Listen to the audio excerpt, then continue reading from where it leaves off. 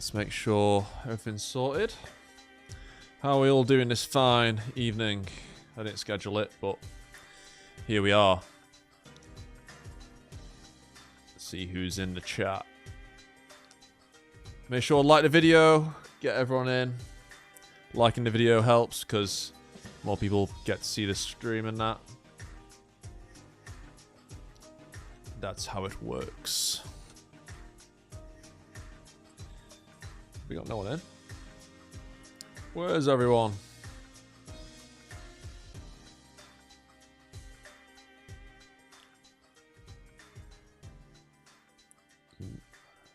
Hey, we got someone in. Well, I can't see that clearly because of the lighting. What's up? Udi. Yeah, make sure you like the video, guys, so we can get more people in. Hey, here we go. Yep. For some reason, my stream chat on my Streamlabs is behind, and I don't know why. But I'll just look at it on my phone. Hey, 5try. Thanks for being a member. Appreciate you. Hello. Alright, yeah, we're just going to do a lot of casual stream. Just going to chat about Toaru and that, and I'll answer any questions if you have any questions for me or about the series or about anything really, as long as it's appropriate. But yeah, no lag, guys. It sounds good and everything. I did have a problem with my camera.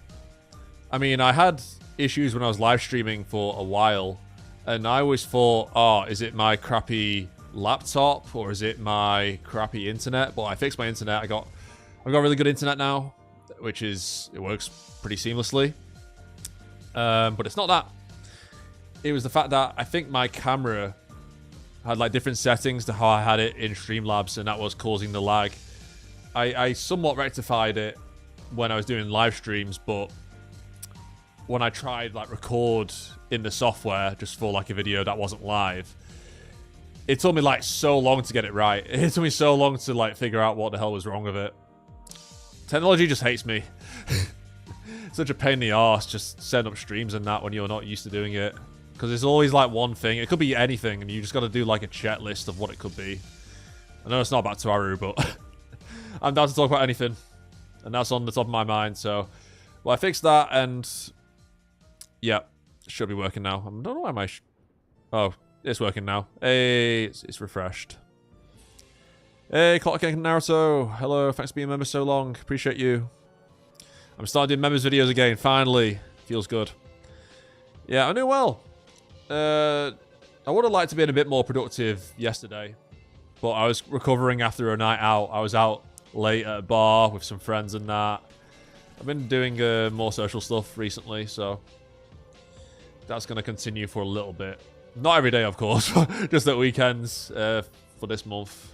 Because I got a lot of friends who... Well, I don't have a lot of friends, so I mean... Why would the index YouTuber have a lot of friends? Come on. But the friends I do have are like around town when they're not usually, so yeah.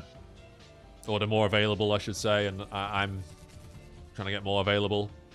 So that's what I mean, so that's why I'm like doing more social things. But yeah, other than that, yeah, things are going well.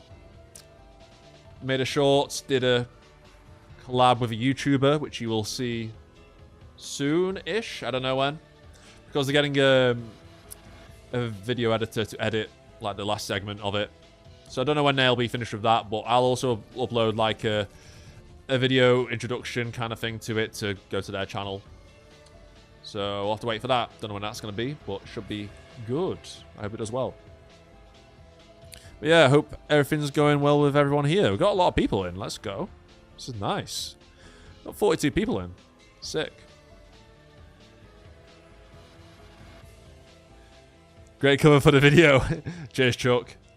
Yeah, I just go with like the stupid faces or the meme faces for these live streams. Like, who cares about editing a thumbnail now? I've got time to edit thumbnails for everything. I already edit thumbnails for videos and then members videos. I used to do it for shorts.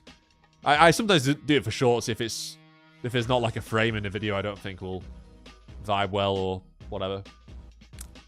But yeah, it's a lot of thumbnail editing. So nah, let's just make it nice and easy. Hey, Red, nice to see you here. So yeah, we'll be doing another live stream next week. It might be a Toaru podcast. I'm still waiting on Offinus and Mal to catch up with. Well, I say catch up, but reread or revise GT 11 and 12 so we can get that podcast sorted. That would be great.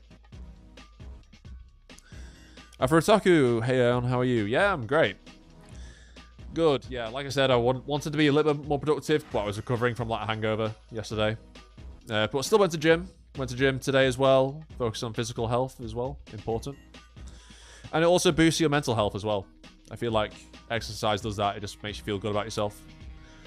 But yeah, other than that, I've still done like some YouTube stuff, uploaded a new short and things. So yep, hope things are going well with you. Saturn level 7 confirmed. That's a level 7 now? Okay.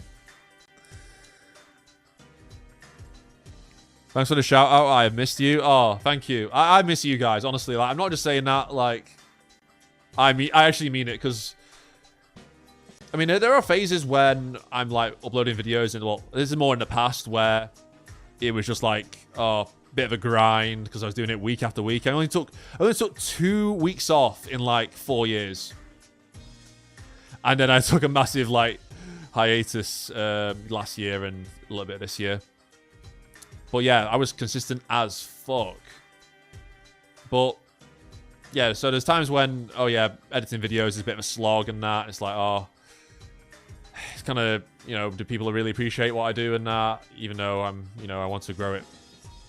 So I love it myself, but I also want to, make videos for you guys because this is what I wanted. I wanted a guy to make, or a girl, could be anyone, could have been anyone, anyone to make a dedicated channel to Index and Railgun, but no one did apart from a certain reviewer, and then a certain reviewer stopped doing it. So this is what I wanted to see, and I took up the mantle to make it come true. I want to make videos which I would want to see from like another YouTuber if I was just a viewer. But long story short, when I've gotten back into it now, when I'm settled down, things in my life are a lot more better, I can actually like appreciate like the process more, the process of editing, just being, taking a deep dive into Index and Railgun, taking a deep dive into the events, the universe, just doing like the little shorts. That's like, I'm just like excited to just get them out there. I like talking about little details which aren't included in the anime and that. Just simple things like that. And I love, obviously, seeing people react to it and the feedback. I think the feedback loop is the thing I enjoy most. The editing is probably the least, but I'm appreciating the editing more. But yeah, I've blabbled on enough about that. Babbled. I can't English today.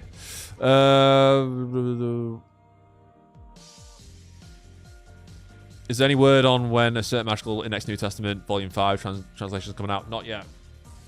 I wish I knew.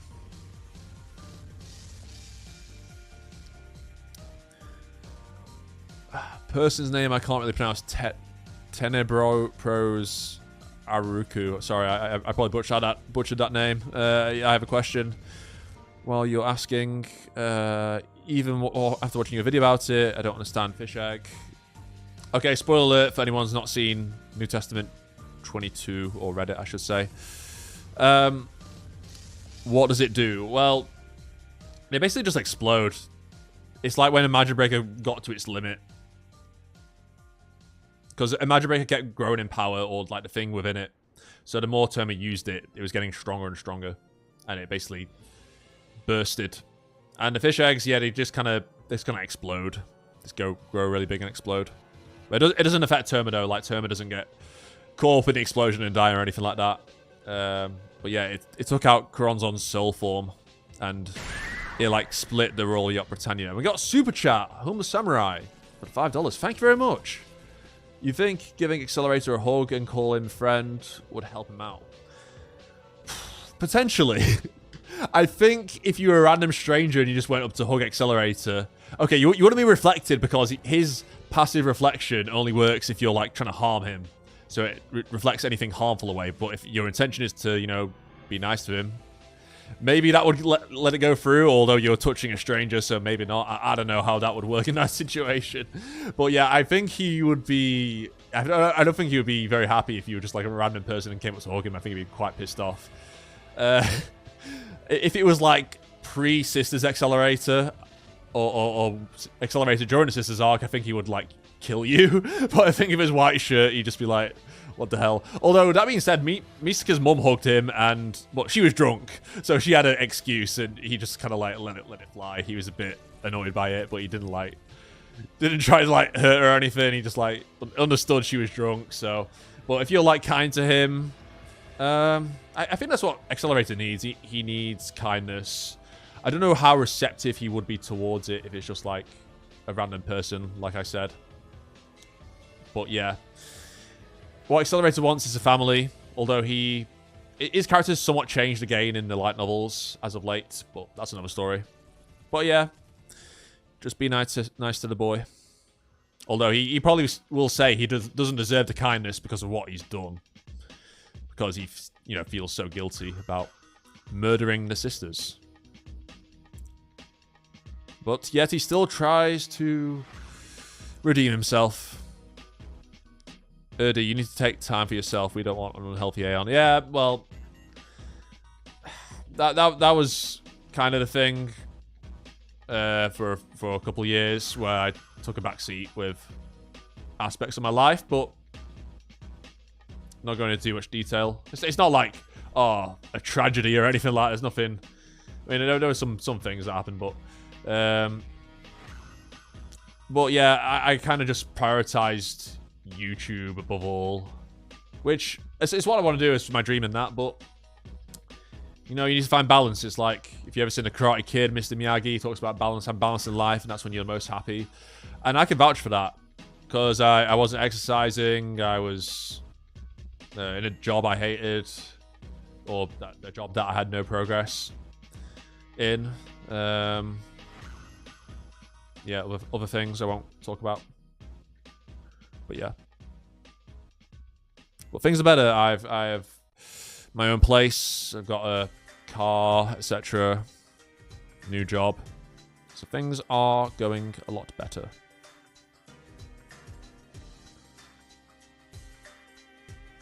Who can fix Accelerator? I mean, surely Last Order. If Last Order can't fix him, then no one can.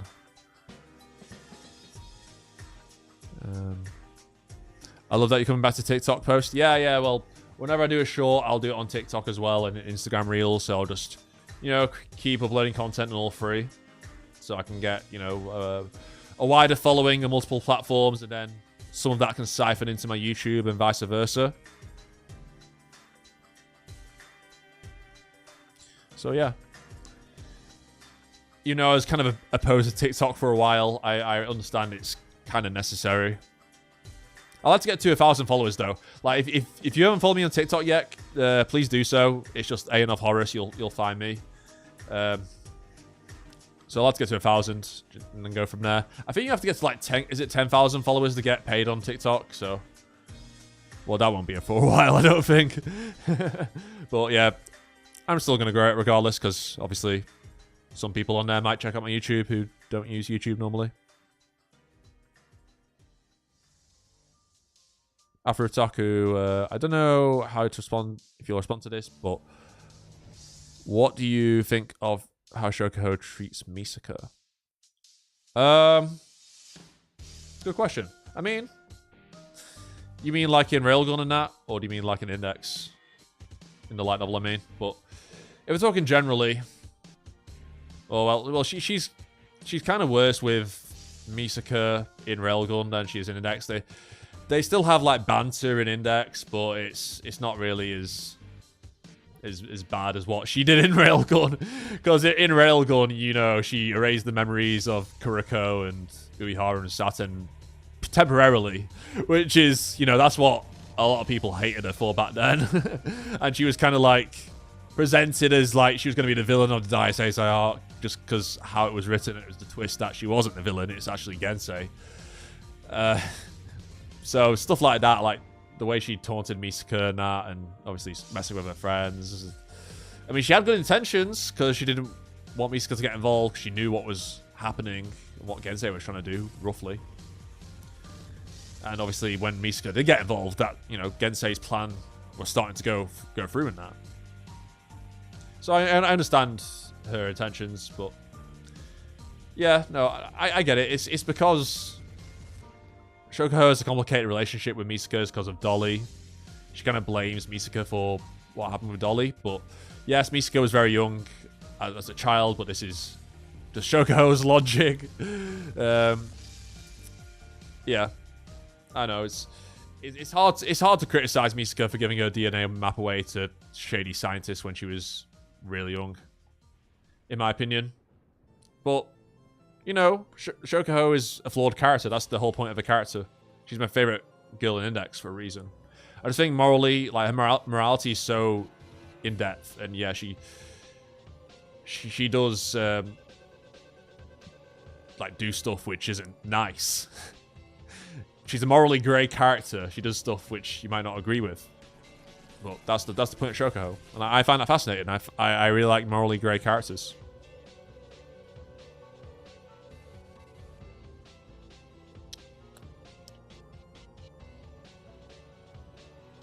Where are we?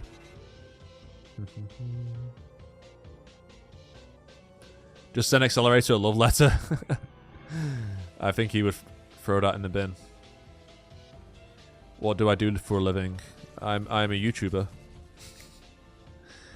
And I write stuff. I will just say that. I'm not going to say my job title. But I write things.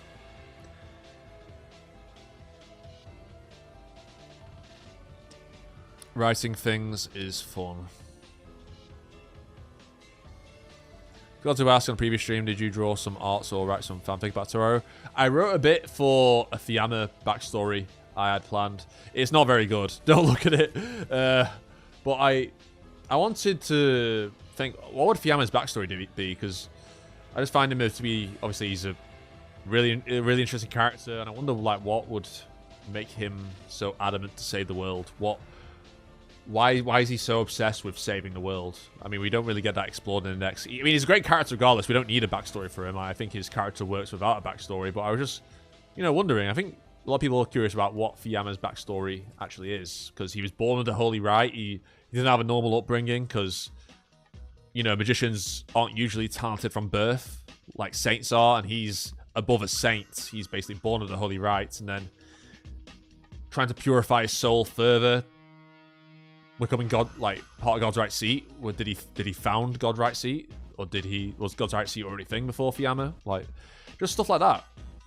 I find it fascinating. So I wanted to write a story about Fuyama's backstory, how he got so high up in the Vatican, and how God's right seat was formed. I think on reflection, like, I would rewrite quite a few things about it. It's not like the most in-depth thing I wrote. I only wrote like a couple of chapters, or the prologue and chapter 1. But I wanted him to face off against like a Roman magician, to have like the Christianity versus like the old religion of Rome. I thought that was a cool concept, and we got like a bit of Roman magicians in Agnese SS, if you've read that, which I enjoyed very much. But I thought that'd be a cool concept for him to go up against like a really powerful like Roman magician who's trying to bring that era back to Rome, over the Vatican, and like the debate about, you know, the Aeons as well, like in Alistair's frame, you know, how Aeon of Isis to Aeon of Osiris to Aeon of Horus, it's all the what humanity believes in, when we go from like monotheistic religions to you know, beyond that. So I thought that would be an interesting concept, and then have like Aqua show up as a mercenary, then have Vento, who's a nun, who then gets recruited, and Terror. I had Terror as one of like the Vatican City Cardinals, who's a bit of like a Joker type character in terms of, well, he is in his appearance, but a bit of an anomaly, a bit of a mysterious guy, a bit creepy guy. But yeah. I do have it in my head how I would want that story to go. Exploring Fuyama's philosophy and morality. I don't think we'll ever get that, though. I don't think Kamachi will write that, but I just think it's really interesting. Will we ever see New Testament? I mean, never say never. You know, people thought Index 3 would never happen.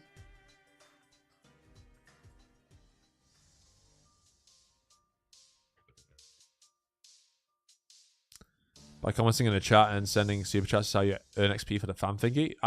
Oh, is it? I don't even know how it works. Like, I've never seen these crown things before. Are these crown things new? Oh, I see. Like, is it? When did this happen? Because I don't remember in this previous stream. Yes, Lorenzo. What? All right. Okay, so the Lorenzo thing came meme because I was like, okay, all the God's Right seat need a back, you know, need real names. I mean, Aqua's got a real name. I mean, Aqua's called William. He's basically Will.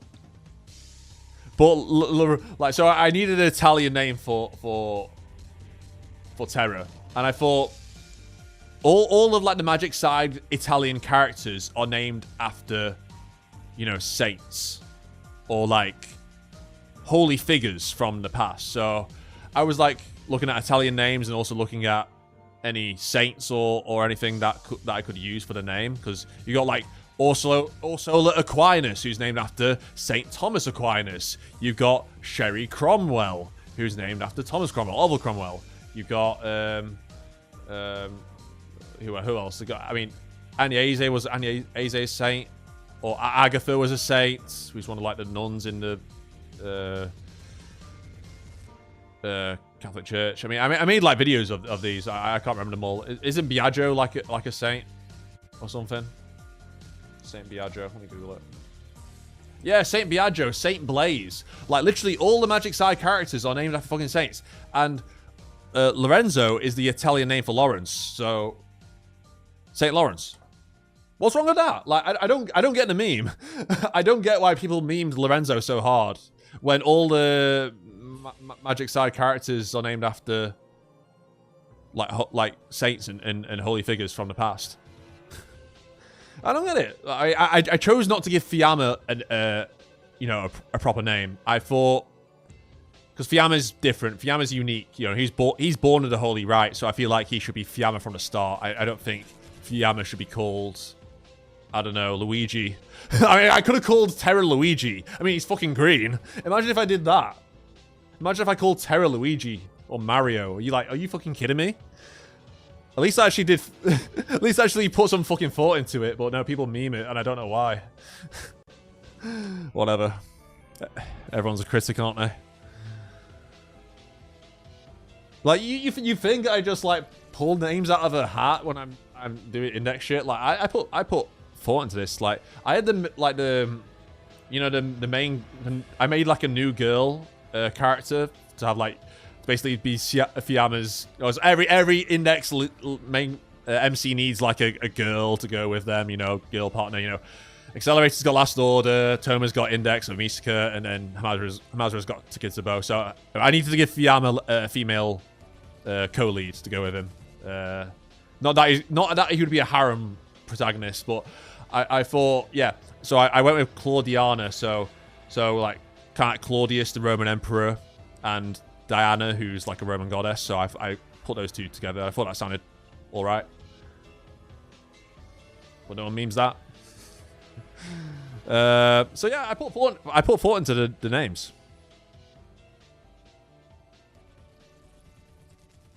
Anyway, rant over.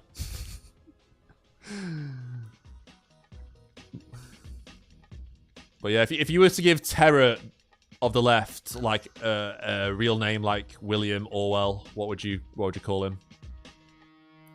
I'm willing to take suggestions. So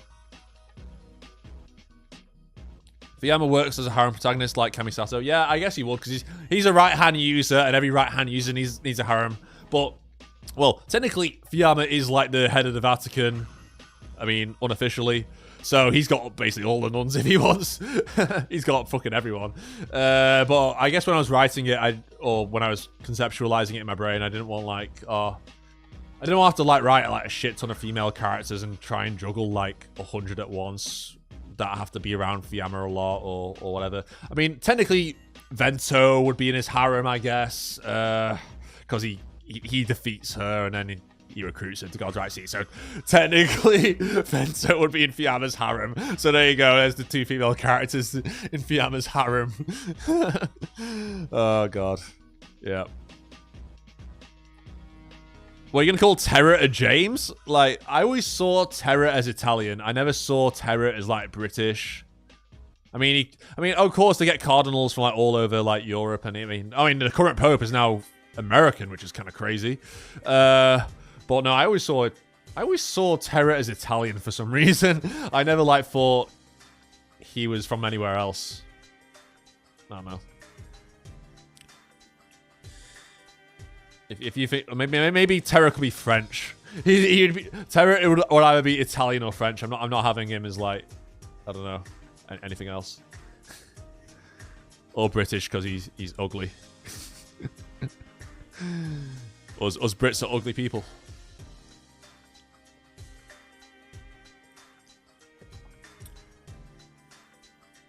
Always thought he's French. Yeah, I mean, he could work as French. Yeah. I mean, France and Italy are literally, you know, one border apart, so.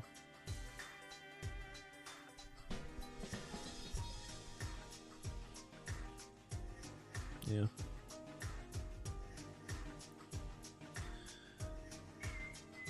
What did I miss while I was ranting? Maybe because Fuyama was born with everything, God's right hand, or so everyone else is pitiful, something like that. Yeah. I mean, obviously, like when you're born with that absurd amount of power, you probably would believe like you're the chosen one. You probably would believe you are destined. Like why like if you're born with like such incredible power, why me?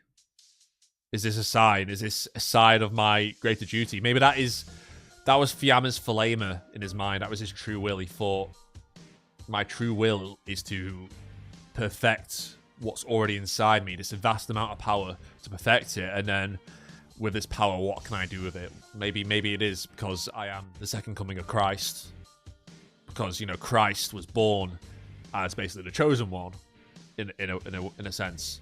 He was the chosen one to save humanity from sin.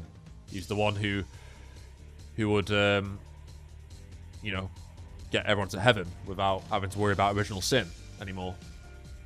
So maybe that is why. Well, I think explore. Yeah, I mean, but that's just like us analyzing what's put in front of us. But obviously, no. Fuyama's such a well-written villain. He's amazing. He's my favorite. He's like my top 5 favorite characters in Index. Because he's just such a meaningful, deep character, and he's such a threat as well. He's very competent in what he does.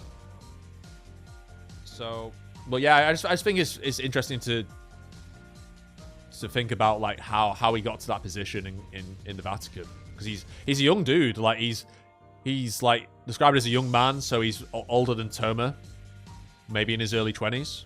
Like, how did someone that young get in that position? Is it? I mean, I always thought that the Vatican might have discovered him when he was young and then placed in the Vatican. And then they kind of tried to, I don't know, control him, manipulate him, use his power to like create miracles and that. But then he basically became aware of that, and then he kind of rebelled against the Vatican, and then he used his standing to then get above the Pope. That's how I envisioned it in my brain. That's how I would imagine how he got there, and then form God's right seat, and then use some kind of spiritual item to cleanse his sin, and then the sin of the other members of God's right seat to get, you know, for him to become more powerful, and then for them to be able to use angel magic and wield telesma.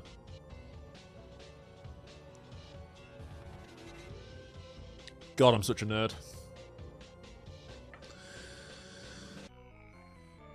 Imagine Breaker is connected to him. Yeah, I mean, that's the ultimate spiritual item to remove, you know, cleanse sin. That's how it's used. A magic break is a purification tool. It's an exorcism tool, which we see in GT. So it makes sense. They are connected. If Ovenus could erase reality, how come she couldn't erase Toma, even though Magic Breaker and Toma are two separate things? She didn't want to erase Toma. She kept him alive. Because, I mean, she was conflicted. She wanted to understand her. Ovenus basically put Toma everything that... she put Toma through everything that she went through. So... Ovenus, when she first became a magic god, she was exposed... Well, she created so many phases that she lost her original phase and then couldn't restore it. And then she suffered in each of those phases.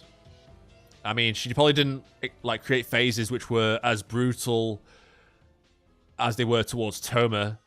Although we don't know, we didn't see the phases that she created, but if she was in control of her power, then I don't know why she would torture herself like that. But she was just suffering for, like, countless years because...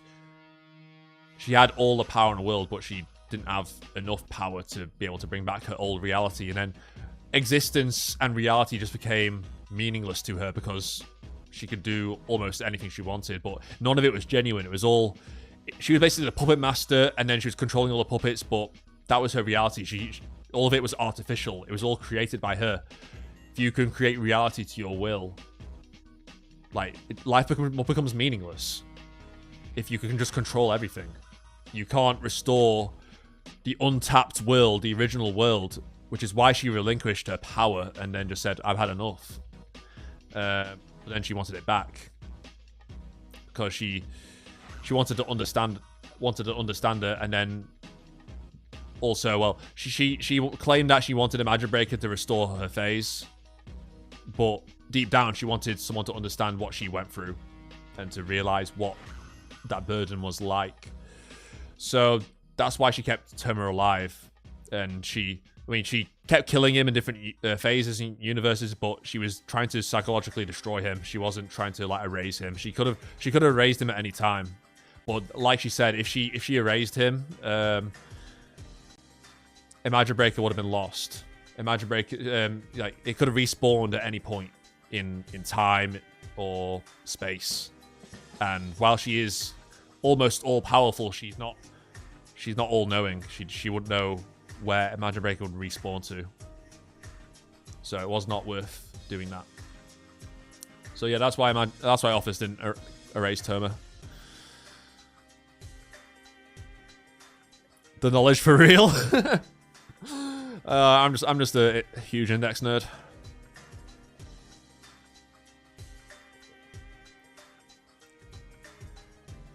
Huge. Oh, I should have said spoiler alert before I said that, but oh well. Out to Heaven. Didn't Alistair pick a fight with the other magic gods while Toma was in the Infinite Hells? No, that was after. That was in New Testament 10. So it's debatable. Well, Ophinus, like, created, like, the black phase, but the original phase, like, she says that she destroys the world, but she doesn't actually. So when you create a phase, you're basically, like, painting a new layer on the canvas of the world. So you paint a new layer, but the layer before it is still there, technically. I mean, you can destroy phases, of course, but Ophinus did not do that, although she claimed to do so. You know, she was indirectly destroying it because she basically created a new universe overlapping the old one, so it looked like she had destroyed everything, but she hadn't. So in that new phase she created and the phases after, I mean, I think Alistair would have been around in the Omega phase because everyone in Academy City was still around. I mean, maybe the Alpha phase as well. But Alistair wasn't in the Black phase. I mean, you could say that since Alistair reached a higher level of existence at that point, because he had the capacity to travel to the Hidden World, which is above the phases, it's outside the normal phases. Since he could, like, manifest there and spawn in there, you could say that Alistair would not be affected by it, but it's not 100% clear. Although I think he would do, because I don't think Alistair... Oh, Alistair knew what was going on at Ofnus. I don't think Alistair would have let that fly if he realised, oh shit, if Ofnus 100% is not going to bring back the world, I'm kind of fucked here.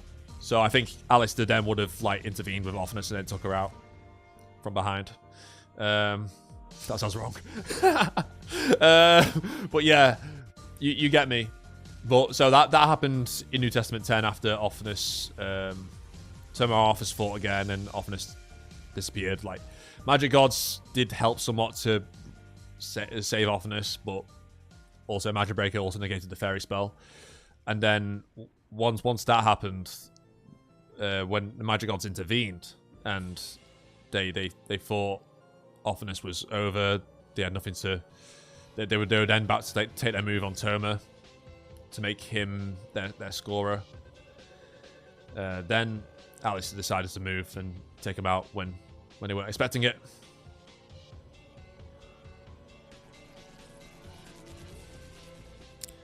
So yeah, hopefully that makes sense.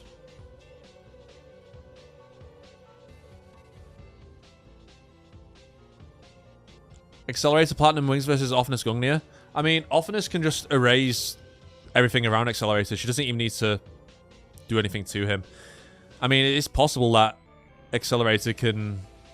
I mean, he shook part of the galaxy, but that's nothing compared to what Ofnus can do. I mean, he also, like, yeah, deflected Magic Flaming Sword, but that was mainly thanks to Clifford's knowledge as well. But I guess you can say it's part of him as well. But yeah, Ofnus can just, like, take out the universe. Like, Ofnus can just, like, make, like, she can just wave Gungnir and say, oh, oxygen doesn't exist. And then... how is Accelerator going to breathe? She could say, oh, electricity doesn't exist. Say goodbye to your electrode.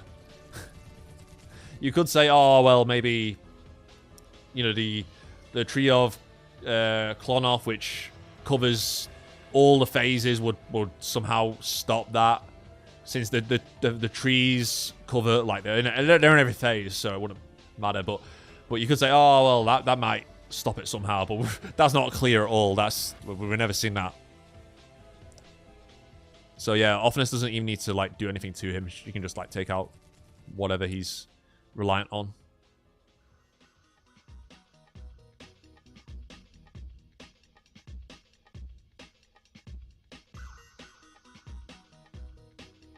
So about mods payment?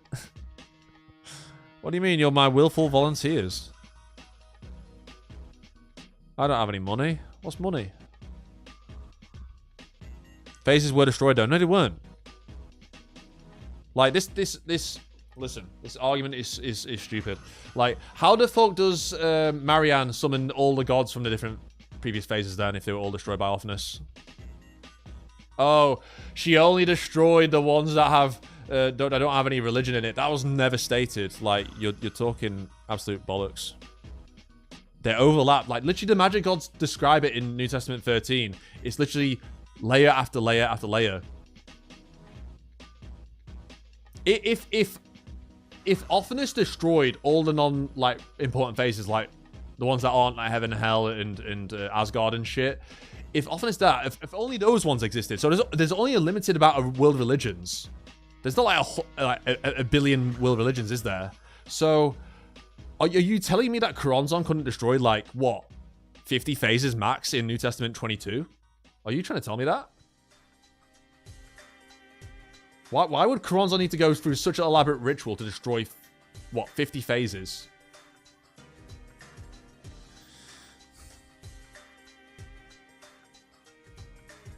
Absolute bollocks.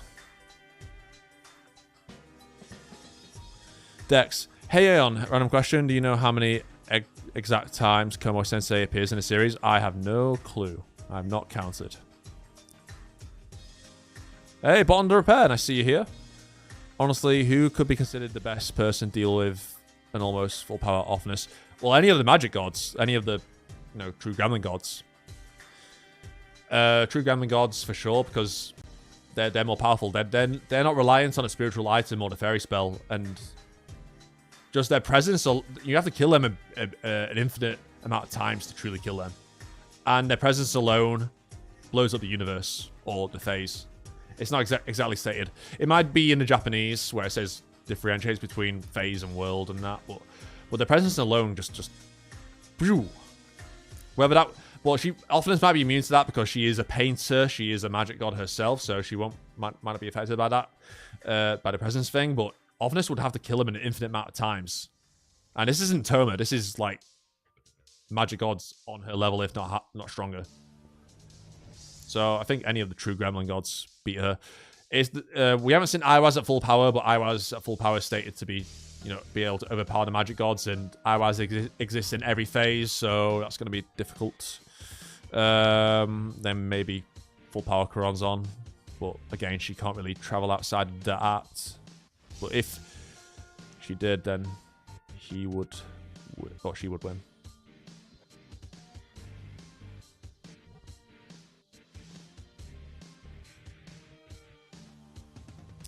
I mean, you could argue that religious phases greater than magical phases. Where on earth is that stated?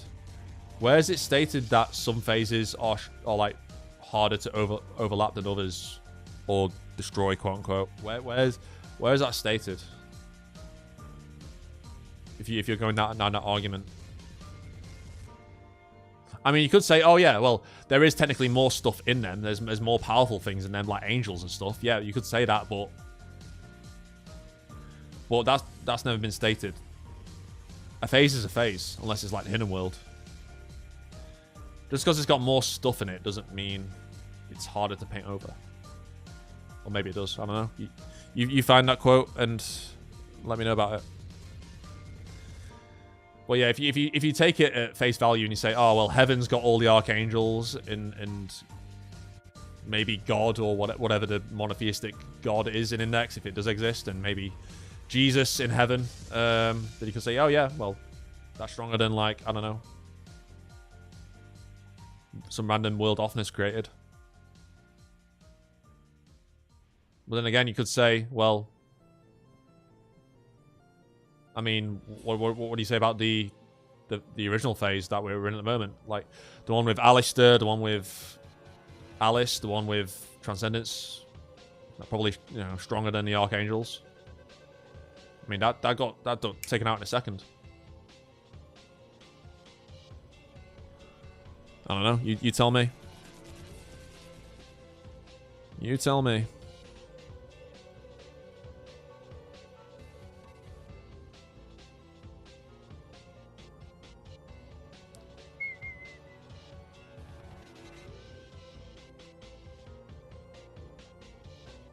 Is there a Lucifer Morningstar in Toaru?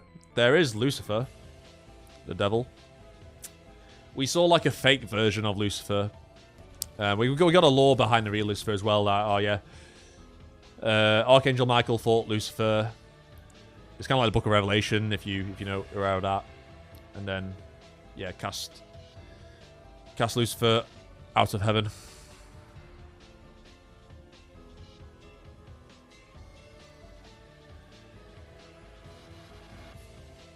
But yeah.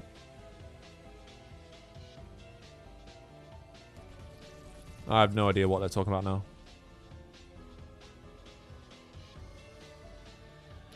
No idea.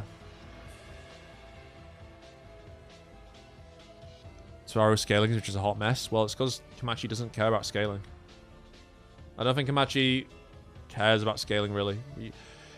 Because like, Toaru is not a series where, I mean, he's got really powerful beings in that, but it's not like Kamachi's trying to make a competition to make the most overpowered characters that just body everyone, like, I don't know, Instant Death or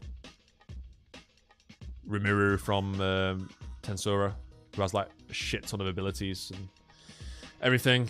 It's not like a power fantasy series. It's more what the characters like represent. It's more about the lore. It's more about the magic concepts, if anything. It's like, I mean, you literally got Terma as the main character, and Terma is, yeah, he has possibly the strongest thing in the universe in his right arm, that being the Dragon King. I mean, we don't know for sure. We're not seeing its full capabilities, but, it's been heavily implied that it's basically the strongest thing. And yet, he can get bodied by Aqua. It's like, it makes it for a more interesting story. If it was just like, oh, I'm the strongest, then I win. Then it's, oh, okay. But it's the same thing as like comics. I remember like a quote, was it from Stan Lee, about like, oh, who would win in a fight, like Hulk or someone else? And he said, oh, well, depends who's writing it. Or something along those lines. It's like, it depends on the comic. Because you could write a scenario where Hulk beats, well, Captain America beats Hulk, or you could make a, you know, Hulk beats Captain America on paper, because obviously, I mean, come on. But, like, they could just throw it out the window. They could make, like, the next comic, or whoever's writing it, they could just make Captain America stronger than the Hulk, and then be like, oh, what the fuck's going on here? Well, that's why there's been, like, a lot of inconsistencies in comics, where, like, what, Superman, or no, like, yeah, Superman gets injured by dumb stuff or whatever, I don't know.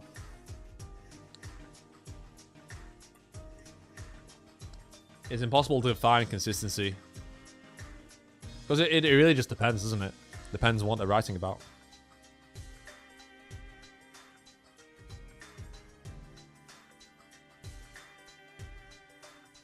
No, I haven't bought, but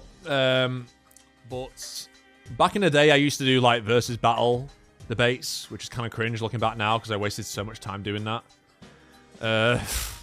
So cringe. I mean, I don't mind like talking about versus battles and that, but I literally go into like debates on like forums and shit, or this social media app, and debate like, oh yeah, Toaru characters versus characters from one series, and sometimes I'd be arguing like Fuyama versus Rimuru.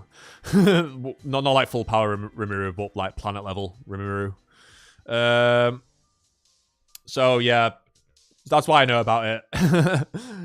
It's just, yeah, just the amount of time. Like I'd waste hours each day doing that, which is kind of embarrassing to say, because it's like I could be doing something so much more productive than doing that. Like I make YouTube videos about it, like, because at least that would, you know, grow a platform. That would be content creation.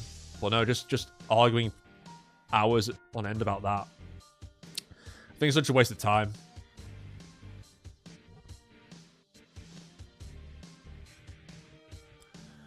Oh, aliens a thing in Toaru? I don't remember if that was mentioned. Well, Aiwaz is described as an extraterrestrial being. Although that's just due to the nature of Aiwaz. I think if there is aliens in Toaru, they're going to be like the secret chiefs. But they are higher dimensional beings anyway. So you could say they're higher dimensional aliens if you really want to count that. But I don't know if we'll get like Super Saiyans coming down to Earth and like, I don't know, Frieza. If we do get that, if we like become like Dragon Ball Z or Naruto, where you get like the what they call the Utsu, I can't even say their last name, Utsukis, whatever they're called. You know who I mean? The white weird guys in Boruto and everything. Yeah, if we get to that level, I'm not a fan of that kind of storytelling, to be honest. But Alistair did make the windlass building into a spaceship, so he could like, well, understand space and move away from Earth if he needed to. So he had intentions of exploring space, so maybe that would happen. Although it's hard to imagine like Index being like a, I don't know, a spacefaring series like Gurren Lagann or something like that. It'd be kind of weird. I don't know how I'd feel about that. Well, I mean, we did see it briefly in what, the Endymion movie, but that was like, I mean, it was just outside the Earth's atmosphere. We didn't go to like other planets and stuff.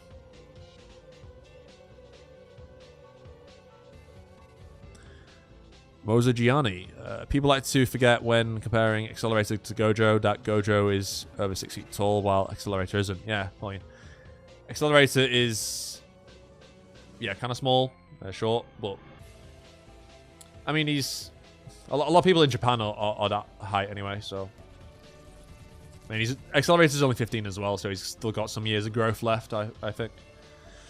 But yeah, I mean, Accelerator's not meant to be physically imposing. That's the point of his character. He's meant to be like a twig, but he just looks so I mean, Accelerator kind of looks like an alien. I mean, Alistair is described as looking like an alien as well. But Accelerator is meant to be... looking at him is meant to be off-putting. He just looks strange. These albino features, and then... yeah, he's so pale, red eyes... like, evil kind of look on his face and that. Intimidating. But yeah, his stature... it doesn't look like normal. But at the same time, like, him not looking imposing is also important for, like, Terma overpowering him. Because, obviously, Accelerator isn't a physical match for Terma.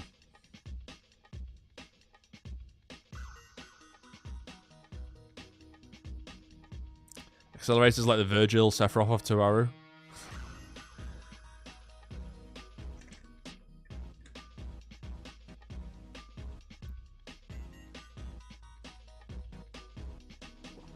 I wouldn't say... well, I mean... Accelerator is evil, but... I mean, he was evil for a little bit, but I think he's got more redeeming features than Sephiroth. I mean, you could say, yeah. I mean, I guess in a sense that they're both kind of lab rats, where they were, like, experimented on to and groomed to be this thing, to be... you know, Sephiroth was groomed to be, like, the best in Soldier with Genova cells, and... He thought Genova was his mum, right? So, but he was wrong. And Accelerator, yeah, he was basically manipulated in a similar fashion. So that aspect is kind of similar.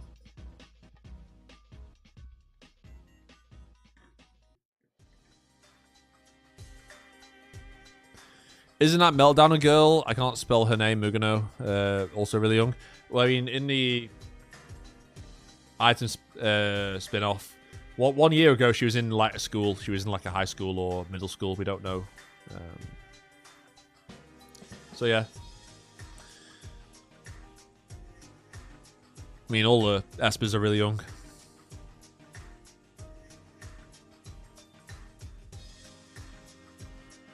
Talk about Star Wars, Army of 10k Misa clones versus clone troopers. I would want to make a video on that. I want to make a video on that at some point.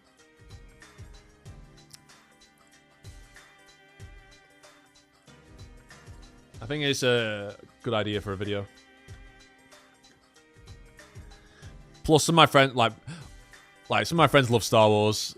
Like my closest friends, we talk about Star Wars all the time. We're always making Palpatine noises and things and quoting Revenge of the Sith. Like, it's really brain rot, but it's funny. Moza Gianni, what happens to Espers when they get older? We don't know for sure. It's implied that they could possibly, like, lose their power if they graduate Academy City. But the Mental Out manga seems to be exploring this concept, although I'm not caught up to date with it in a while. But yeah, it's implied that the power is taken away somehow. But I think the answer to that question will be explored in the Mental Out spin-off. For sure. Because it's the Mental Out spin-off is covering previous generations of Espers. So by going down that plot route, we're going to find out what happens to Espers once they, you know, get to a certain point, I imagine.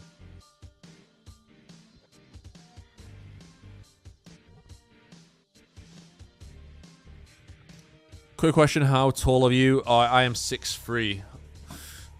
I am a tall boy. Tall boy. You're taller if you're 6'4". Same, yeah.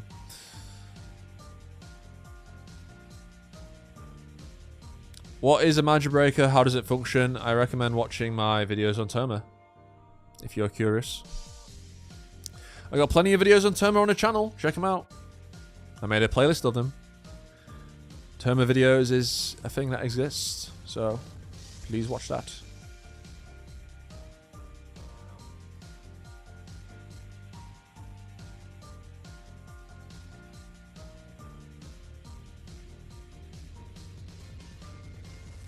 Railgun manga still in the flashback stuff? Yep. This is the longest arc of all time in Railgun, which is crazy. I honestly don't know what their plan is for Railgun. I don't know if they have a plan. Like, I have literally... I mean, I know roughly what's going on in the story at the moment. I just need to catch up again.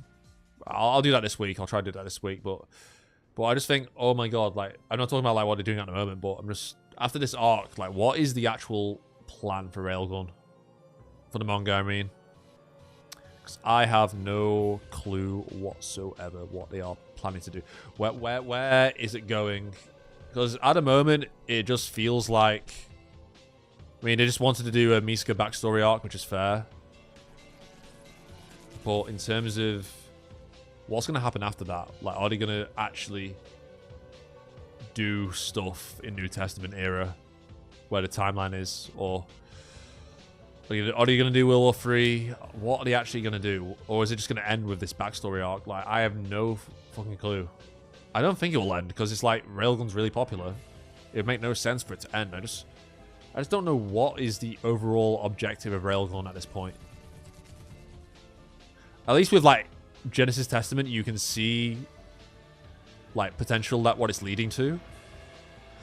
You can see that there's a lot still to be explored where it can head to, but with Railgun, I honestly have no clue whatsoever. I think that applies to every fan. I think the Railgun fans don't even think about that. I think they just want to see more Misaka. I honestly think they don't put any thought into it. Maybe I'm making a false assumption there, but that's just the vibe I get. I think they don't care too much about that. I think they just want to see the characters interact and have cool sort of battles, which is fair. But I'm more curious to see, okay, when Railgun finally does end, what's the finished product going to look like? Is it just going to be random arcs about Misaka, or is it going to have like a continuing story like we did get at the start? You know, we got the Level Up arc, which then led to the Sisters arc, which were interconnected because you had the brainwave networks, and then you had, you know, Daiseize arc, which explored Dolly and that, and the concept of Level 6 again. Like, that was a continuous thread. You could see how the story was progressing. And then I think, yeah, I mean, around the Jailbreaker arc, we got, I mean, I won't spoil it too much if you've not read it, but got some reference to that Daiseize arc in there, and then it's just this, and it just seems like, I don't know what it's planning to do. Where is it leading to?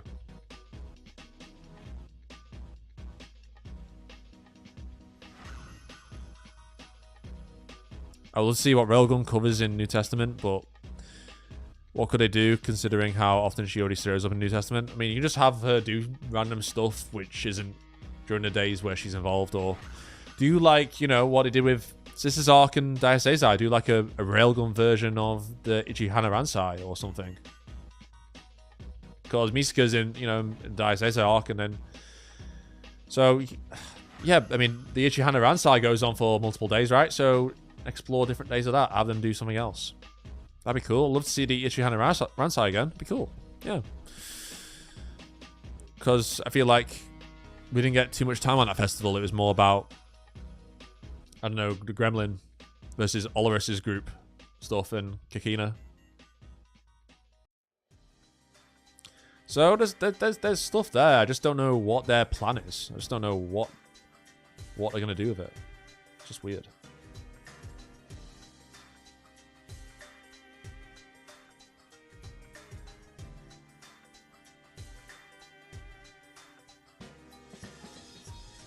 What do you think of the Toaru character's appearance in Dengeki Bunko Fighting Climax? Yep, alright. I mean, it would have been cool to have a magic side representative there, rather than just all science, because it felt more like a railgun thing there. It would have been cool to have Accelerator as a battle character, rather than an assist or support. Because I feel like Accelerator would really thrive, and you could make a really cool moveset with him. But yeah, it's good. I play Kuroko when I play Dengeki Bunko. I kind of struggle to use Misaka. I played her for a little bit, but I'm just struggling to use her. But I think Kuroko fits my playstyle more. You can also play as like heavy object bros as well, Javier and what's the other guy called? Fuck, Mal's gonna kill me. Forgot the other guy.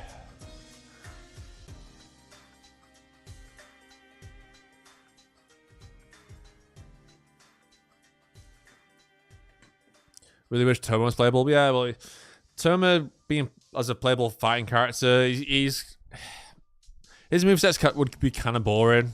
I think that's why they didn't do Toma. Because he's just, you know, punching and that, and yeah, he probably will have a OP counter or block.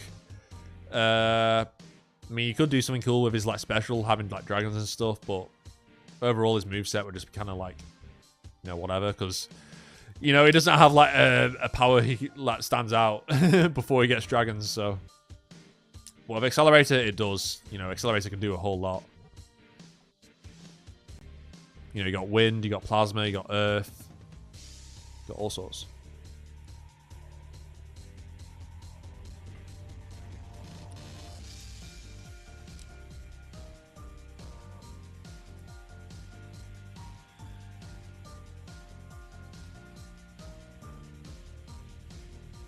Oh, now where are we?